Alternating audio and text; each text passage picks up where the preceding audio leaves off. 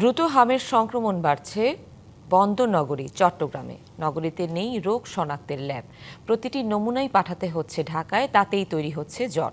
উপসর্গ নিয়ে এরই মধ্যে মৃত্যু হয়েছে এক শিশুর।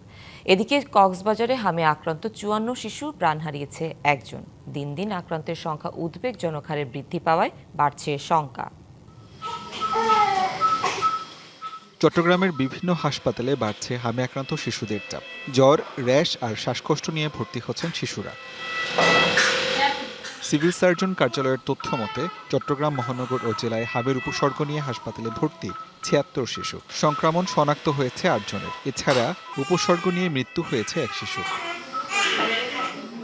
যদিও রোগ শনাক্তে নেই স্থানীয় কোনো ল্যাব সুবিধা, সংগৃহীত প্রতিটি নমুনা পাঠানো হচ্ছে রাজধানী ন্যাশনাল পোলিও অ্যান্ড মিজলস ল্যাবে।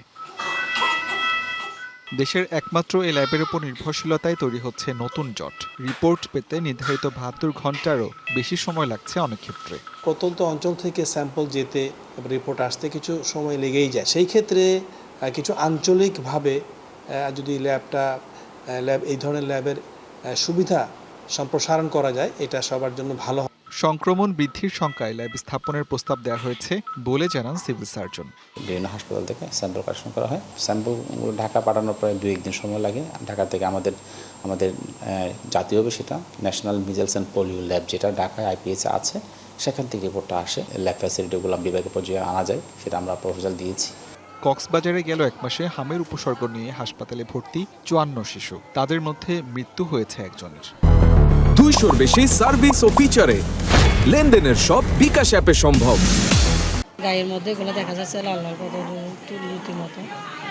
এগুলো যখন ভীষণ শ্বাসকষ্ট বেড়ে যাচ্ছে, ওনার অক্সিজেন দরকার। এখানে আসন সংখ্যা যেহেতু কম, কিন্তু রোগীর সংখ্যা অনেক বেশি, যার কারণে সবাইকে একটু হিমশিম খেতে হচ্ছে। জেলার 95% শিশুকে হামের টিকার আওতায় আনা হয়েছে। রোগটির সংক্রমণ নিয়ন্ত্রণে রাখতে না পারলে ঘনবসতিপূর্ণ রোহিঙ্গা ক্যাম্পেও এর প্রাদুর্ভাব ছড়িয়ে পড়ার আশঙ্কা রয়েছে। এখনই আমরা সতর্কতামূলকভাবে প্রত্যেকটা জায়গাতে সচেতনভাবে ক্যাম্পেনিং শুরু করে দিয়েছি আমরা, এমআর ক্যাম্পেইন যেটা বলি আমরা, এবং প্রত্যেকটা সার্চিং, যেটা সর্দি, কাশি, জ্বর রোগীগুলো আলাদা করছি। দিন দিন আক্রান্তের সংখ্যা উদ্বেগজনক হারে বৃদ্ধি পাওয়ায় জনমনে বাড়ছে শঙ্কা।